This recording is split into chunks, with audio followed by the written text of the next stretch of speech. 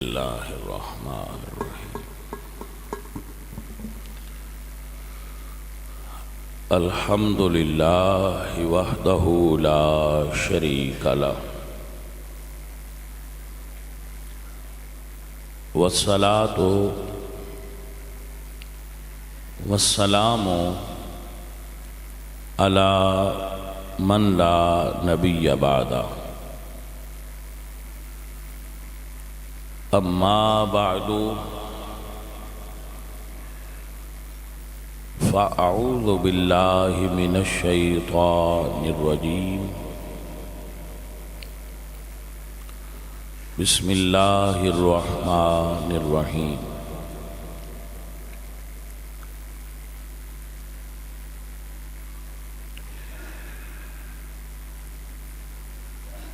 وما ارسلناک الا رحمتا للعالمین صدق اللہ العظیم ان اللہ وملائکتہ یصلون علی النبی یا ایہا الذین آمنوا صلوا علیہ وسلموا تسلیما صلاۃ والسلام علیک یا رسول اللہ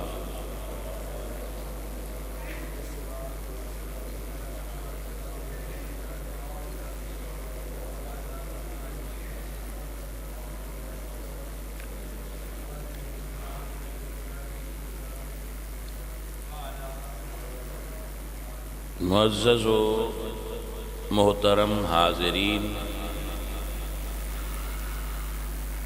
انسان کی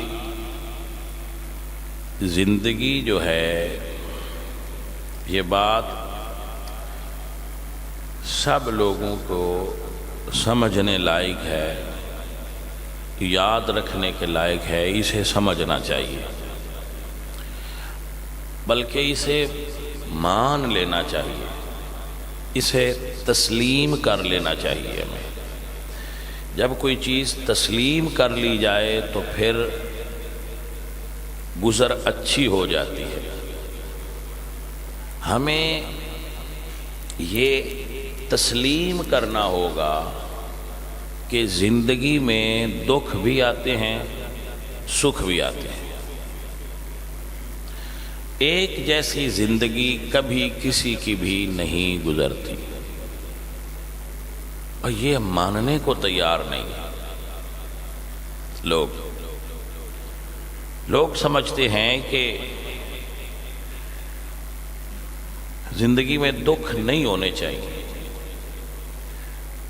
تو ایسی زندگی تو فقط جنت میں ہوگی۔ دنیا آزمائش کی جگہ ہے۔ اللہ فرماتے ہیں وَلَنَبْلُوَنَّكُمْ، بھائی ہماری آزمائش تو ہوگی،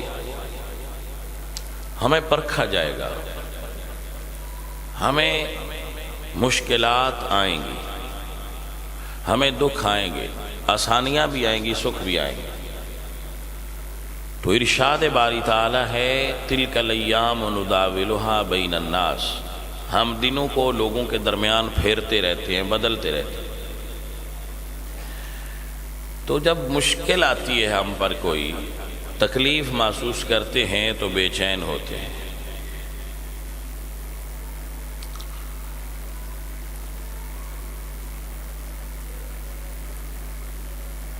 ایک بار دکھ اور دولت کا، خوشی کا مکالمہ ہوا آپس میں، تو دکھ نے دولت سے کہا، غم نے، پریشانی نے دولت سے اور سکھ سے کہا کہ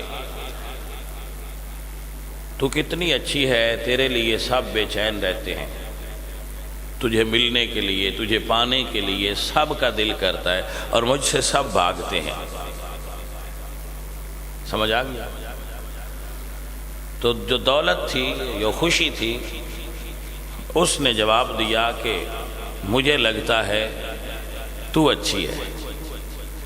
اس نے کہا اب جو پریشانی تھی اور جو غربت تھی، جو نیگیٹو پہلو تھا زندگی کا ہم سمجھتے ہیں، اس نے کہا کہ تجھے پانے کے لیے ہے دولت، انسان بے چین ہے، مجھ سے نفرت کرتے ہیں تو پھر اچھی تو کوئی میں کیسی ہوئی؟ اس نے کہا ایسے ہے کہ مجھے پا کر لوگ رب کو بھول جاتے ہیں، جب تو ملتی ہے تو اس کو یاد کرنے لگتے ہیں۔ تو اچھی تو ہوئی جو بندوں کو رب یاد دلا دیتی ہے۔ تو ایسا ہے کہ پیارے دوستو، ہم یہ فرض کر لیتے ہیں اپنے آپ میں، یہ ہم یہ سمجھ لیتے ہیں کہ بھئی جو دولت مند ہوتے ہیں وہ بہت خوش ہوتے ہیں۔ آپ نہیں جانتے، اگر آپ یہ سمجھتے ہیں کہ دولت مند سکون میں ہیں تو آپ غلط ہیں۔ اگر آپ سمجھتے ہیں کہ غریب پریشانیوں میں ہیں تو آپ غلط ہیں۔ سچ یہ ہے کہ سکھ اور سکون کا تعلق دولت اور غربت سے نہیں، انسان کے ذہن کے ساتھ ہوتا ہے۔ جب وہ مطمئن ہو جائے، جہاں مطمئن ہو جائے، جس جگہ مطمئن ہو جائے، وہاں سکون ہوتا ہے۔ آپ کے پاس دولت مند نہیں آتے، ہمارے پاس وہ بھی آتے، سکھی کوئی نہیں ہوتے، وہ بھی پریشان، وہ بھی ہوتے ہیں، پریشان آپ بھی ہیں۔ فرق کیا ہے؟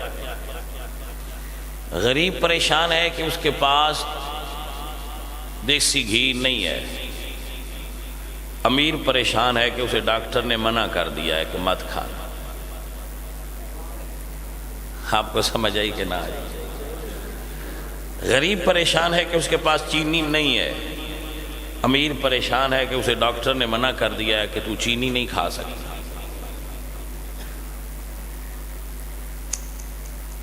بیٹا، میرے بھائی، غریب پریشان ہے کہ اس کے پاس گوشت کھانے کو نہیں ہے،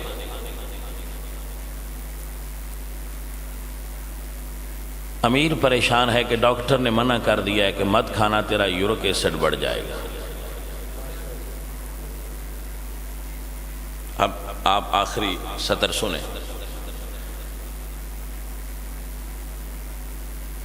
غریب پریشان ہے کہ اس کے پاس بیڈ نہیں ہے، امیر پریشان ہے کہ بیڈ ہے، نیند نہیں ہے۔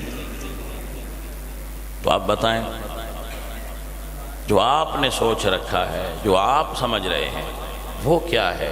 زندگی کی حقیقت کیا ہے؟ تو بیٹا یہ یاد رکھ لیں کہ پریشانیاں زندگی میں ہمیں مضبوط کرنے کے لیے آتی ہیں، اور اگر آپ نے نارمل زندگی گزارنی ہے تو آپ کی زندگی میں دکھ بھی آئیں گے، سکھ بھی آئیں گے، کبھی مال میں کمی ہو جائے گی، کبھی زیادتی ہو جائے گی، کبھی آپ بیمار ہوں گے، کبھی آپ صحت مند ہوں گے۔ یہ پارٹ آف لائف ہے، یہ ایسے ہی گزرے گا۔ ہاں بعض اوقات ایسا ہوتا ہے کہ کسی کی خوشیاں تھوڑی سی زیادہ ہو جاتی ہیں اور کسی کے غم تھوڑے سے زیادہ ہو جاتے ہیں، تو اس کے لیے ہم دعا کرتے ہیں، آپ بھی کرتے ہیں، ہم بھی کرتے ہیں کہ یا اللہ، تیرا فرمان ہے لا یکلف اللہ نفسا الا وسعہا، کہ میں کسی کی طاقت سے زیادہ اس کو تکلیف نہیں دیتا۔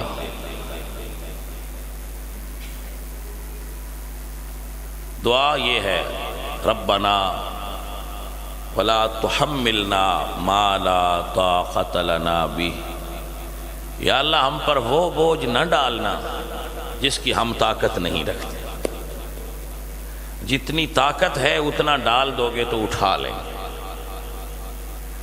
تو یہ ہماری زندگی کا حصہ ہے،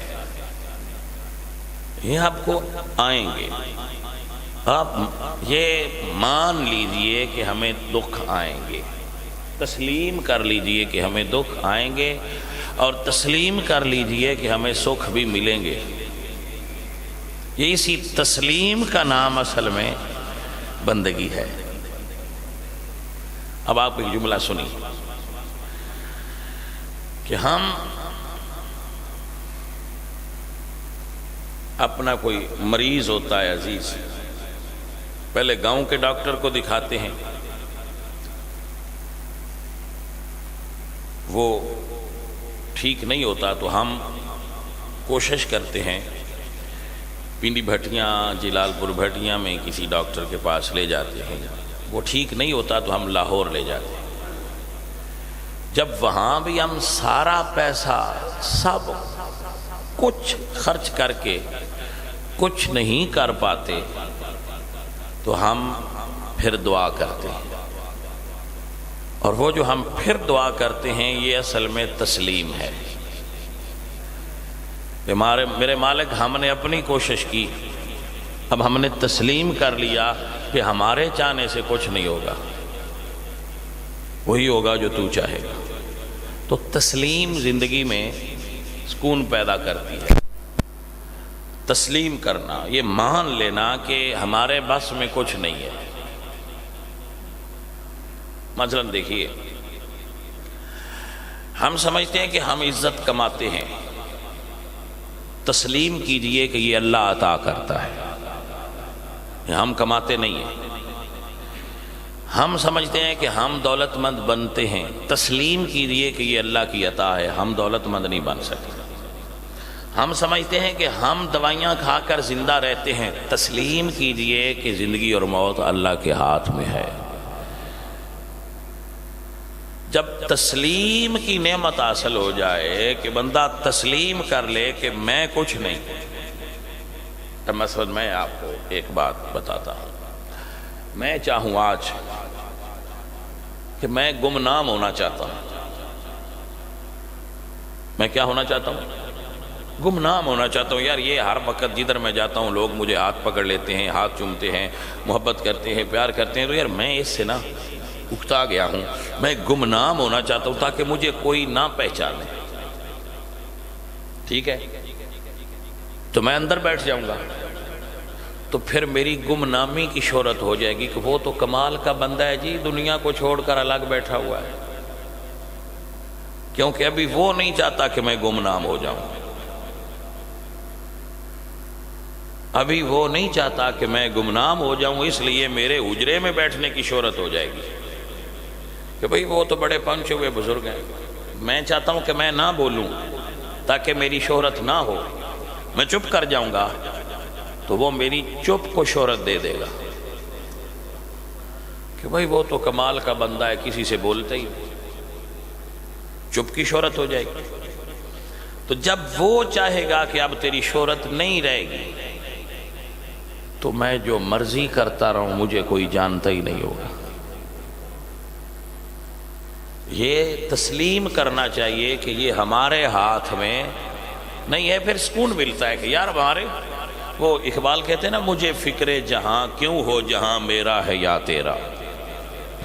تسلیم ہے، وہ دولت دے تو سبحان اللہ، نہ دے تو سبحان اللہ، وہ عزت دے تو سبحان اللہ، وہ کہہ نہیں دینی تو سبحان اللہ، وہ شہرت دے تو سبحان اللہ، وہ گمنامی دے تو سبحان اللہ. جیسا وہ کہے، جیسا وہ چاہے.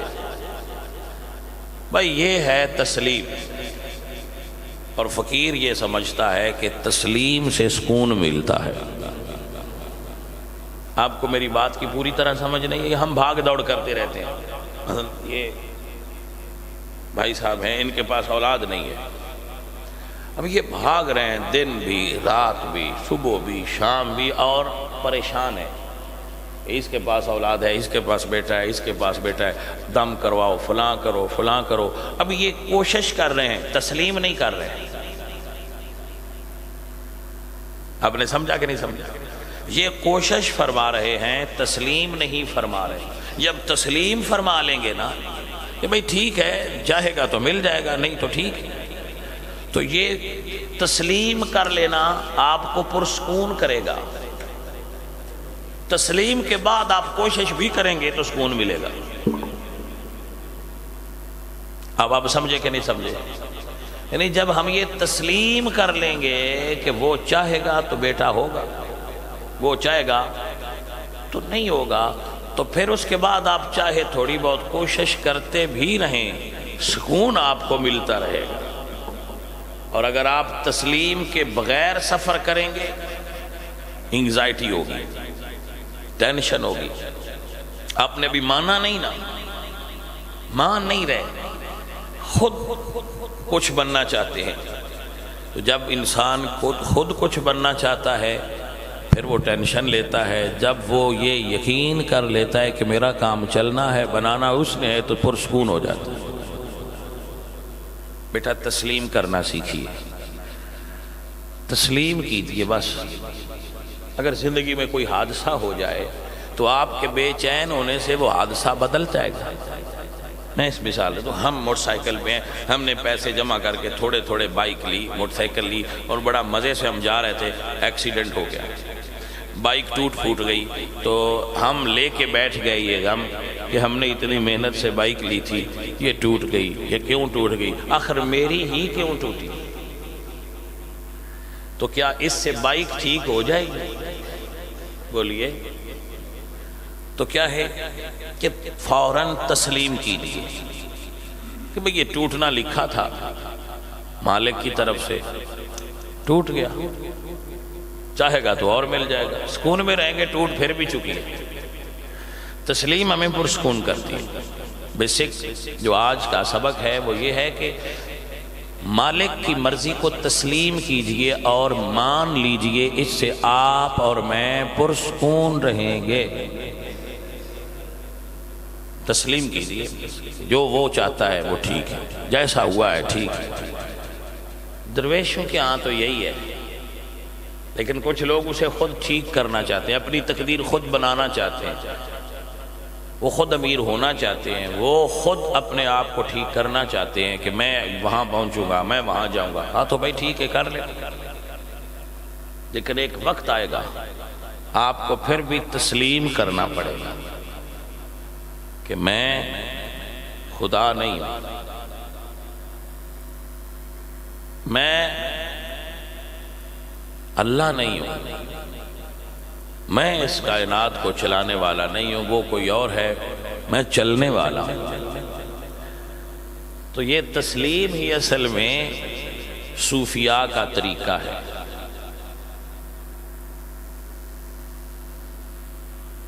اس پر ایک واقعہ عرض کرتا ہوں تسلیم پر۔ اللہ رسول اللہ صلی اللہ علیہ وآلہ وسلم کو 3 بیٹے اللہ نے عطا فرمائے، 11 آپ نے شادیاں فرمائی، 4 بیٹیاں عطا کی اور 3 بیٹے۔ ایک روایت میں 5 بیٹے، ایک روایت میں 3 ہیں، ایک روایت میں 5 ہے، مگر معتبر روایت 3 والی ہے کہ حضور کے 3 بیٹے تھے۔ چلیں 5 ہوں یا 3، تینوں فوت ہو گئے، ٹھیک ہے۔ میں نے اپنے علم کے مطابق، اپنے نالج کے مطابق ایک مرتبہ بھی یہ نہیں پڑھا کہ حضور نے اللہ سے بیٹے کی دعا مانگی ہو۔ یہ تسلیم ہے۔ حالانکہ وہ دعا مانگتے تو مانگ سکتے تھے، بولیے مانگ سکتے تھے یا نہیں مانگ سکتے تھے؟ مانگ سکتے تھے اور ان کی قبول ہوتی، مگر حضور نے اللہ سے بیٹے کی دعا نہیں مانگی کہ مجھے بیٹے دے، حالانکہ انبیاء نے بیٹے مانگے ہیں، مگر حضور تسلیم کے اعلیٰ درجے پر فائز تھے۔ جو وہ چاہتا ہے وہ ٹھیک۔ تو اللہ نے اس تسلیم کی برکت سے اولاد رسول کو پوری دنیا میں پھیلا رکھا ہے۔ آپ نے تسلیم کیا تو اللہ نے فرمایا اِنَّا أَعْطَيْنَاكَ الْكَوْثَرَ، محبوب ہم آپ کی اولاد میں کثرت دیں گے۔ ایک تفسیر علماء نے یہ بھی کی ہے۔ اور حضور کی کثرت اولاد کا یہ عالم ہے کہ پوری ورلڈ میں کسی انسان کی اولاد کے متعلق دعویٰ نہیں کیا جا سکتا کہ فلاں آدمی کی اولاد ہر خطے میں ہے، مگر نسل رسول افریقہ میں بھی ہے، عرب میں بھی ہے، امریکہ میں بھی ہے، انگلینڈ میں بھی ہے، پاکستان میں بھی ہے، افغانستان میں بھی ہے، ہندوستان میں بھی ہے، ہر دنیا کے کونے کونے پر رسول اللہ کا خاندان پھیلا ہوا ہے۔ یہ ہے تسلیم کی برکت۔ آنے دو یا ڈبو دو اب تو تمہاری جانب، کشتی تمہیں پہ چھوڑی لنگر اٹھا دیے۔ بھائی آج کا سبق یاد کر لیجئے، اور وہ ہے کہ تسلیم کر لیجئے۔ تب ہم آئینہ دیکھتے تو ہمیں لگتا ہے کہ ہماری ناک تھوڑی چھوٹی ہے، یہ بڑی ہوگی، تو ٹھیک ہے آپ اس کی ٹینشن لیتے رہیں، تو کیا بڑی ہو جائے گی؟ ہماری آنکھیں چھوٹی ہیں، کاش یہ تھوڑی موٹی ہوتی، تو اس کی ٹینشن لے رہے ہیں، تو کیا یہ ہو جائے گی؟ تو پھر کیا ہے کہ جیسا بنایا ہے تسلیم کیجئے کہ سب سے اچھا بنایا ہے۔ اب آپ تسلیم کر لیں گے تو آپ خود کو خوبصورت سمجھیں گے، اور اگر آپ تسلیم نہیں سمجھیں گے تو آپ کمپلیکس کا شکار ہو جائیں گے، احساس کمتری کا شکار ہو جائیں گے، فلاں مجھ سے خوبصورت ہے، فلاں مجھ سے خوبصورت ہے۔ بھائی بنانے والے نے تجھے بے مثال بنایا ہے، اس نے تیرے جیسا اور کوئی نہیں بنایا، تیری طرز کا کوئی دنیا میں اور بنایا نہیں۔ تم دیکھتے نہیں کہ جب ہم نادرہ آفس میں جاتے ہیں، جو ہماری شناختی کارڈ کا دفتر ہے، تو ہم وہاں اپنا تھم لگاتے ہیں، انگوٹھا، تو اس سے پوچھئے آفیسر سے کہ کیا اس جیسا اور ہے پوری ورلڈ میں، کیا اس جیسا اور ہے؟ تو وہ کہے گا بھائی تیرے بنانے والے نے تیرے انگوٹھے کے نشان کو بے مثال بنایا ہے، ایسا کوئی نہیں۔ تو پھر تجھے سمجھ نہیں آئی کہ اس نے تیرے اندر جو چیز بنائی ہے وہ کسی اور کو نہیں دی، تجھے بے مثال بنا دیا۔ تو یہاں پر میں ایک جملہ بولتا رہتا ہوں بھائی کہ جب اس نے مجھے بے مثال بنایا ہے تو اپنے محبوب کو کتنا بے مثال بنایا ہو۔ تو تسلیم کیجئے کہ جیسا مجھے بنایا ہے ویسا کسی اور کو نہیں بنایا، بھائی کمال کا بنایا مجھے، میں اللہ تیرا شکر ادا کرتا کہ میں جیسا ہوں، فٹ ہوں، کمال کا ہوں، خوبصورت ہوں، تیری تخلیق ہوں، تو نے مجھے بنایا ہے، کیا کمال کا بنایا ہے۔ تو یہ تسلیم ہے جو سکون دیتی ہے۔ اگر آپ تسلیم کو سبق ہی سمجھ کر یاد کر لیں گے اور تسلیم کی عادت ڈال لیں گے تو آپ کی زندگی میں آنے والی پریشانیاں آپ کو اتنا پریشان نہیں کریں گی جتنا آپ ہو رہے ہیں۔ تو تعویذ تو آپ لیتے ہیں، لیجئے، لیں گے ہم، مگر تعویذ سے ضروری ہے کہ آپ تسلیم کرنا سیکھیں۔ تعویذ بھی اصل میں آپ کو تسلیم کروانے کا ایک گر ہے کہ جو ہے، جو جیسا ہے اس کو بس مان لو کہ ٹھیک ہے۔ یہ اگر آپ کو لگتا ہے کہ تعویذ تقدیر بدلتے ہیں تو آپ کو غلط لگتا ہے۔ اگر آپ کو لگتا ہے کہ کوئی تعویذ ڈال کر آپ کی تقدیر بدل دے گا، جو لڑکی آپ کی قسمت میں نہیں ہے وہ تعویذ سے آپ کی قسمت سے نکل جائے گی یا قسمت میں آ جائے گی، تو آپ کو غلط لگتا ہے۔ اگر آپ کو لگتا ہے کہ آپ کو اللہ نے دولت دینی ہے اور کوئی تعویذ ڈال کر اس دولت کو روک رہا ہے تو آپ دوسرا خدا مان رہے ہیں۔ میری بات کو آپ سمجھ رہے ہیں؟ مطلب آپ کو لگتا ہے کہ مجھے اللہ تو دولت دینا چاہتا ہے مگر کسی نے مجھے تعویذ ڈال کر میرا کام روک دیا ہے، تو اس کا مطلب ہے وہ دینے والا ہے اور اس کے مقابلے میں کوئی روکنے والا ہے جو اس سے بھی طاقتور ہے۔ یہی تو شرک ہے بھائی صاحب، نہ کیجیے۔ جب وہ دینا چاہے تو کوئی مائی کا لال روک نہیں سکتا، اور جب وہ لینا چاہے پھر بھی کوئی نہیں روک سکتا۔ تو تسلیم کیجئے کہ یہ ڈور اس کے ہاتھ میں، یہ ہمارے ہاتھ میں نہیں ہے۔ یہ جو آپ سمجھتے ہیں، وہ ایک بندہ تھا،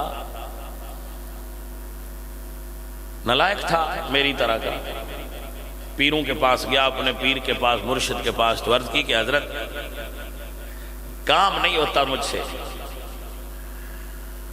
دعا ایسی دیں کہ لنگر چلتا رہے۔ انہوں نے کہا کہ جب صبح سو کر اٹھو تو سرانے سے پیسے نکال لیں۔ کہا ٹھیک ہے جی۔ صبح اٹھے، سرانے سے پیسے نکالے، لگا لیے، مزے ہو گئے جی ماشاءاللہ۔ اب وہ کام کرتا کوئی نہیں، کھاتا بہت اچھا ہے، تو لوگوں کو فکر ہو جاتی ہے کہ یہ بندہ کیسے کھا رہا ہے، ہوتی ہے، لوگوں کو فکر ہوتی ہے کہ یہ بندہ سکون سے کیوں کھا رہا ہے، لوگوں کو فکر ہوگی۔ اس سے کسی نے پوچھا کہ یہ کیا ہے، نہ بتایا۔ بہت لوگوں نے پوچھا، آخر کار بیوی نے پوچھ لی، اور یہ جب پوچھ لیں تو پھر بتانا پڑتا ہے بھائی صاحب، ہے کہ نہیں؟ یہ پوچھ لیں تو پھر بتانا پڑتا ہے کہ معاملہ کیا ہے۔ تو اس نے پوچھا کہ بتا کیسا ہے کہ تو کرتا کچھ نہیں؟ تو اب پیر صاحب نے یہ بتایا تھا کہ کسی کو بتانا نہیں ہے۔ اس نے پوچھا تو چونکہ وہ پیر سے بھی ایک بڑا پیر ہوتا ہے، اس نے بتایا کہ پیر صاحب نے ایسے دعا دی تھی، تو وہ اگلے دن نکلنا بند ہو گیا۔ وہ پیر صاحب کے پاس گیا، سرکار میرا لنگر بند ہو گیا۔ آپ نے فرمایا میں نے کہا نہیں تھا کہ کسی کو بتانا نہیں؟ تو اس نے کہا جی میں اس لیے نہیں آیا کہ کھلوا دیں، میں آپ کو یہ بتانے آیا ہوں کہ آپ دینے والے تھے، وہ روکنے والی آپ سے طاقتور لگتی ہے۔ سمجھ آئی کہ نہ آئی؟ یہ آپ دینے والے تھے اور وہ روکنے والی، لگتا ہے وہ آپ سے طاقتور۔ تو بھائی صاحب جب آپ یہ سمجھتے ہیں نا کہ اللہ تو رزق دیتا ہے، کوئی بندہ ہے جو راستے میں روک رہا ہے، تو اکثر ہمارے پنجابی میں لوگ کہتے ہیں کہ ہماری کسی نے سوپ باندھ دی ہے، اب بیٹا نہیں ہو سکتا۔ تو اس کا مطلب یہ ہے کہ اللہ دینا چاہتے ہیں، مگر بندے کے پاس اتنی طاقت ہے کہ اس نے اللہ کی عطا کو روک رکھا ہے۔ یہ ایمان کی کمزوری ہے۔ تسلیم کرنے کی ضرورت ہے آپ کو کہ بندے کچھ نہیں کر سکتے، جو کرتا ہے وہ اللہ کرتا ہے۔ الحمدللہ رب العالمین۔ اے اللہ اپنے محبوب پاک کا صدقہ سب بھائیوں کے حاضری قبول فرما۔ میرے مولا کریم بیماروں کو صحت عطا فرما، بھوکوں کو رزق عطا فرما، بے اولادوں کو اولاد عطا فرما، تنگ دستوں کی تنگ دستی دور فرما۔ جو بھائی اہتمام کرتے ہیں، انتظام کرتے ہیں، میرے جو بھی بچے بچیاں بیمار ہیں، جن بچی نے دعا کے لیے کہہ رکھا، الہی سب کے لیے دعا ہے قبول فرما، سب کو برکت دے، سب کو خیر دے، سب کو جزا سے نواز۔ اے اللہ سب کی نیک دعائیں پوری فرما۔ وَأُفَوِّضُ أَمْرِي إِلَى اللَّهِ إِنَّ اللَّهَ بَصِيرٌ بِالْعِبَادِ۔ صلی اللہ